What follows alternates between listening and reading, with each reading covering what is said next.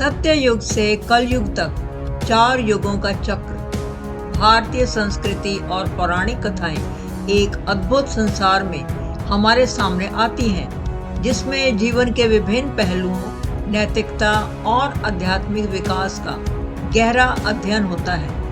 धर्म, संस्कृति और इतिहास का अद्भुत संगम भारतीय पौराणिक कथाओं में मिलता है, जहां न केवल मानवता के उत्थान और पतन की कहानियां हैं, बल्कि सृष्टि के 4 प्रमुख युगों का वर्णन भी है। ये 4 युग हैं सत्य युग, त्रेता युग, द्वापर युग और कलयुग। इनके माध्यम से हमें इंसानी जीवन की यात्रा और उसके उतार चढ़ाव की कहानियां सुनाई देती हैं। यह युग न केवल समय के विश्लेषण के लिए है, बल्कि व्यक्तिगत और सामूहिक आत्मा के उत्थान की कहानी भी है। कैसे हर युग में मानवता ने अपनी पहचान बनाई, धर्म और नैतिकता का पालन किया, और तब कैसे चारों युगों ने मानवता ने क्रमशः अपने गुण और अवगुण विकसित किए। इन सभी पहलुओं को समझना हमें अपने समय में सही दिशा में आगे बढ़ने में मदद कर सकता है।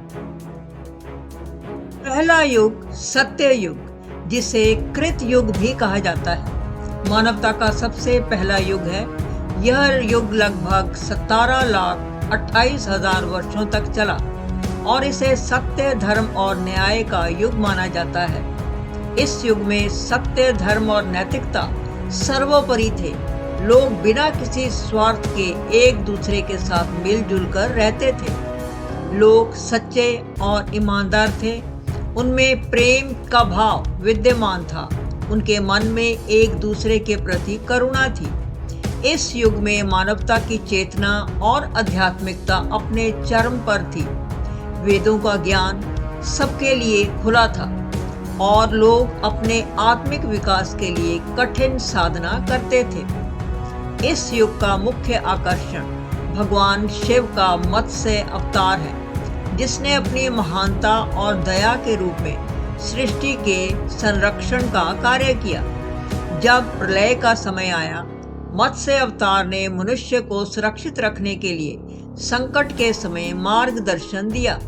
उनका यह अवतार सत्य, ज्ञान और करुणा का प्रतीक है। इस युग का परिणाम यह रहा कि लोग धर्म, सत्य और न्याय के मार्ग पर चलते थे और उनके कर्म हमेशा सच्चाई पर आधारित होते थे। सत्य युग का संदेश यह है कि जब हम सभी मानवता को एक परिवार के रूप में देखते हैं, तब हम सच्चे अर्थ में समाज के उत्थान की दिशा में बढ़ सकते हैं। सत्य युग की प्रमुख विशेषताओं में धर्म का पालन करना सभी व्यक्तियों के लिए अनिवार्य था और इसे जीवन का मूल उद्देश्य माना जाता था। धर्म का पालन एक प्रकार की अनिवार्यता थी। प्रत्येक व्यक्ति अपने अपने धर्म का पालन करता था। नैतिकता का मूल्य इतना ऊंचा था कि इस युग में अपराध और संघर्ष का नामो निशान नहीं था। लोग बेहद नैतिक और ईमानदार थे, इसलिए अपराध और संघर्ष की कोई स्थिति नहीं थी। प्रकृति हमेशा इंटैक्ट रही और मनुष्य ने इसका सम्मान किया। इस युग में प्रकृति का संपूर्ण सौंदर्य बिना किसी नुकसान के संरक्षित रहा। यह युग ज्ञान और विज्ञान का एक अद्भुत सम्मिलन था, जिसमें सभी प्रकार के ज्ञान का अध्ययन किया जाता था। ज्ञान और विज्ञान का अद्भुत स्तर था, जो वर्तमान पीढ़ी के लिए एक प्रेरणा है। दूसरा युग त्रेता युग सत्य युग के बाद आता है। यह युग लगभग 12,96,000 वर्षों तक चला। यह युग मानवता का दूसरा चरण है, जहां धर्म का पालन और नैतिकता का मूल्य धीरे धीरे बदलने लगा। त्रेता युग का मुख्य आकर्षण भगवान राम का अवतार और उनके द्वारा स्थापित आदर्श एवं न्याय का मूल आधार था। रामायण की कथा त्रेता युग की पहचान है, जिसमें भगवान राम के जीवन, उनके संघर्षों और नैतिकता की उच्चतम परिभाषा का अध्ययन किया जाता है। इस युग में मानवता धीरे धीरे धर्म से भटकने लगी, लेकिन फिर भी धर्म और नीति का पालन महत्वपूर्ण था। इस युग में रावण द्वारा सीता का अपहरण, राम का उस पर विजय पाना मानवता के लिए एक प्रेरणा है। यह युद्ध केवल भौतिक विजय का प्रतीक नहीं है, बल्कि सत्य और न्याय की स्थापना के लिए लड़ा गया संघर्ष है। भगवान राम द्वारा दिया गया संदेश आज भी हमारे लिए प्रासंगिक है, जो कहता है कि कठिनाइयों का सामना करते हुए भी सदैव धर्म के मार्ग पर चलना आवश्यक है। इस युग की गहराई में हमें यह समझने का अवसर मिलता है कि आदर्श व्यक्तित्व का निर्माण कैसे किया जाता है। भगवान राम का जीवन इस युग का सबसे महत्वपूर्ण विचार है। रामायण की कथा हमें दिखाती है कि कैसे भगवान राम ने धर्म, नैतिकता और पराक्रम के प्रतीक के रूप में अपने जीवन को समर्पित किया। रावण द्वारा सीता का अपहरण और राम का युद्ध धर्म की रक्षा के लिए उनके संघर्ष का प्रतीक है। त्रेता युग में वैभव का विस्तार हुआ, लेकिन नैतिकता की कमी महसूस होने लगी। आर्थिक और सामाजिक वैभव का बढ़ता प्रभाव देखा गया था, जिससे मानवता ने अपने मूल्यों को खोना शुरू कर दिया। रावण और राम का युद्ध इस युग की विशेष घटना है, जो न्याय की स्थापना के लिए लड़ा गया। और राम के बीच युद्ध ने मानवता को यह सिखाया कि धर्म की रक्षा के लिए संघर्ष करना जरूरी है। ऋषि मुनियों और राजाओं ने इस युग में विचारशील और नैतिकतापूर्ण राजनीति का पालन किया। धार्मिक और सामाजिक नीतियों का महत्व बढ़ा, जिससे समाज में एक स्थिरता आई। तीसरा युग द्वापर युग त्रेता युग के बाद आता है और यह लगभग 8,64,000 वर्षों तक चला। इस युग में परिवर्तन की महत्वपूर्ण घटनाएं घटी, जिसमें भगवान कृष्ण का अवतार और महाभारत की गहरी कहानी शामिल है। द्वापर युग के इस काल में मानवता के बीच संघर्ष और आविष्कार का चरम स्तर देखने को मिला। द्वापर युग में मानवता के बीच की युद्ध की तीव्रता बढ़ गई और अराजकता का प्रभाव भी देखा गया। भगवान कृष्ण का जीवन इस युग की धुरी है। वे केवल एक भगवान नहीं, बल्कि एक महान नेता, दार्शनिक और मित्र भी थे। भगवान कृष्ण की लीलाएं, जिनमें रासलीला, गीता का उपदेश, महाभारत का युद्ध, इस युग की महत्वपूर्ण घटनाएं हैं। कृष्ण ने अर्जुन को गीता में दिए गए उपदेश के माध्यम से धर्म, कर्म और मोक्ष का मार्ग दिखाया। कृष्ण का यह दृष्टिकोण हमें सिखाता है कि कैसे हमें अपने कर्मों के प्रति सजग रहना चाहिए और जीवन में संतुलन बनाना चाहिए। धर्म और अधर्म के बीच में संतुलन स्थापित किया जा सकता है। उनका दिया गया गीता का संदेश आज की दुनिया के लिए भी अत्यंत प्रासंगिक है, जो जीवन में मार्गदर्शन देने का कार्य करता है। द्वापर युग में युद्ध और संघर्ष महत्वपूर्ण रहा। द्वापर युग में महाभारत का युद्ध यह दिखाता है कि द्वैत का संघर्ष कितना गहरा हो गया था, जो धर्म और अधर्म दोनों का ही प्रतीक है। यह दिखाता है कि मानवीय संबंध कितना जटिल हो गया है। इस युग में गृहस्थ जीवन का महत्व बढ़ा और परिवारों में संघर्ष भी बढ़ा। लोगों ने अपने व्यक्तिगत और पारिवारिक जीवन में संतुलन बनाने की कोशिश की, लेकिन तनाव और संघर्ष भी बढ़ गए थे। धर्म और अधर्म के बीच की लड़ाई इस युग का प्रमुख आकर्षण था। इस युग में धर्म और अधर्म के बीच की लड़ाई चरम पर थी, जिससे हमें यह समझने का अवसर मिलता है कि मनुष्यता को हमेशा धर्म के मार्ग पर चलना चाहिए। चौथा युग कलयुग 4 युगों में से सबसे अंतिम युग है। कलयुग 4 युगों में सबसे अंतिम और छोटा युग भी है। यह युग लगभग 4,32,000 वर्षों तक चलेगा, जिसमें मानवता ने नैतिकता, न्याय और आध्यात्मिकता को बड़ी हद तक खो दिया है। कलयुग को अधर्म, भ्रष्टाचार और अज्ञानता का युग माना जाता है। यह एक भौतिकवादी दृष्टिकोण की ओर अग्रसर हो गया है।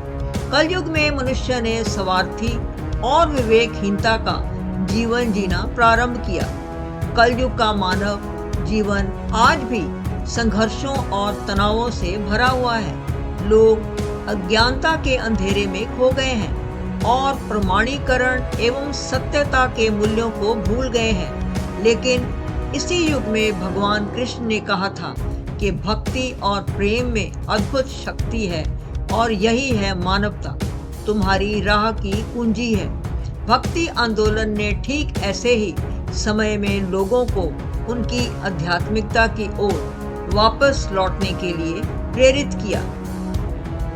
कलयुग की विशेषताओं में संघर्ष और अधर्म प्रमुख हैं। कलयुग के दौरान अधर्म का बोलबाला है और संघर्ष की स्थितियां बेरोक टोक बढ़ रही हैं। आध्यात्मिकता की कमी है, लोग भौतिकता के पीछे भाग रहे हैं और आध्यात्मिकता को भुला रहे हैं। भौतिकता के दौर में भक्ति और आध्यात्मिकता का मूल्य गिर रहा है। इस युग में समस्याओं की भरमार के बावजूद प्रेम और भक्ति के माध्यम से हम इन समस्याओं का समाधान खोज सकते हैं। 4 युगों का चक्र हमें यह सिखाता है कि जीवन में परिवर्तन जरूरी है, लेकिन हर युग का एक मूल संदेश है। सत्य युग में मानवता की सबसे ऊंची स्थिति थी। धीरे धीरे संघर्ष, अधर्म और अज्ञानता का प्रभाव बढ़ गया। कलयुग में मानवता ने नैतिक और आध्यात्मिक मूल्य खो दिए। यह चक्र सिखाता है कि ये क्रियाएं और उनके परिणाम सदा मानवता के साथ जुड़े होते हैं। जब सत्य की चिंगारी जलती है तो लोगों को प्रेरित किया जाता है कि वे अपने जीवन का मार्गदर्शन करें। यह चक्र हमें प्रेरित करता है कि हम अपने जीवन में संतुलन बनाए रखें और अपने आचार विचार को सही दिशा में आगे बढ़ाने का प्रयास करें। इन युगों के क्रम में हमें ये भी शिक्षा मिलती है कि चाहे जो भी परिस्थिति हो, हमें अपनी नैतिकता और आदर्शों को कभी नहीं छोड़ना चाहिए। जब हम अपने व्यक्तित्व को गहराई से समझते हैं, भीतर की सकारात्मकता को विकसित करते हैं, तभी हम सही मायनों में मानवता को ऊपर उठाने की दिशा में निकल सकते हैं। सत्य युग से कलयुग तक की यात्रा कोई साधारण कहानी नहीं है, बल्कि यह मानवता की सच्चाई, संघर्ष और ऊंचाइयों पर पहुंचने की प्रेरणा है। हमें नैतिकता और आस्था अपने आप में कभी भी समाप्त नहीं करनी चाहिए। प्रत्येक युग हमें कुछ सिखाता है और हमें उन शिक्षाओं को आत्मसात करते हुए आगे बढ़ना चाहिए। हमें इन युगों से प्रेरणा लेकर अपने जीवन को संतुलित बनाते रहना चाहिए। अपने जीवन को सही दिशा में ले जाना होगा। हमें चाहिए कि सत्य, न्याय और प्रेम की राह पर चलें ताकि मानवता का उद्धार हो सके। हम सभी की जिम्मेदारी है कि हम अपने में छिपी सकारात्मकता को पहचानें। जैसे जैसे हम कलयुग के अधर्म और अज्ञानता के समय में जी रहे हैं, हम सभी को चाहिए कि हम अपने भीतर की ज्योति को गहराई से पहचानें और इसे बढ़ावा दें। इसी से प्रतिष्ठा, आत्मा के उत्थान और प्रेम का सच्चा अर्थ सामने आएगा। यह उन सभी के लिए एक चुनौती है जो वर्तमान समय में जीवित हैं। हमें अपने आचार विचार और कर्मों में थोड़ा बदलाव लाना होगा ताकि हम फिर से उस सुनहरे युग को प्राप्त कर सकें जहां प्रेम, सहिष्णुता और भाईचारे का दीप जलता रहे। ये सही है कि युगों का परिवर्तन अनिवार्य है, लेकिन हमें संयम और आस्था का मार्ग नहीं छोड़ना चाहिए और हम इसी के द्वारा ही सत्य युग को फिर से ला सकते हैं। याद रखें, युगों का चक्र केवल समय का एक विभाजन है, लेकिन मानवता हमेशा अपनी नैतिकता, सत्यत्व और प्रेम के माध्यम से सृष्टि का मार्गदर्शन करती है। युगों के इस चक्र को समझने के बाद हमें यह ध्यान रखना चाहिए कि यह केवल एक समय का प्रवाह नहीं है, बल्कि यह हमारे व्यक्तिगत और सामूहिक विकास का भी प्रतीक है। यही कारण है कि हमें अपने कार्यों और उनके परिणामों पर ध्यान देना चाहिए, ताकि मानवता की यात्रा में हम सकारात्मक बदलाव ला सकें। आइए हम एक नई शुरुआत करें और इन युगों को अपने जीवन में एक प्रेरणा के रूप में अपनाएं। चलिए हम प्रेम, सत्य और भक्ति की राह पर चलते हैं, ताकि फिर से सत्य युग का प्रकाश हमें गले लगा सके। ये वीडियो आपको कैसा लगा? हमें अपने विचार और सुझाव नीचे कमेंट में अवश्य दें। अगर आपको यह वीडियो पसंद आया तो इसे अपने दोस्तों और परिवार के साथ जरूर शेयर करें। हमारे चैनल को सब्सक्राइब करना ना भूलें और नई वीडियोस के लिए बेल आइकॉन को दबाएं। धन्यवाद। परमात्मा की कृपा सदैव आप पर बनी रहे।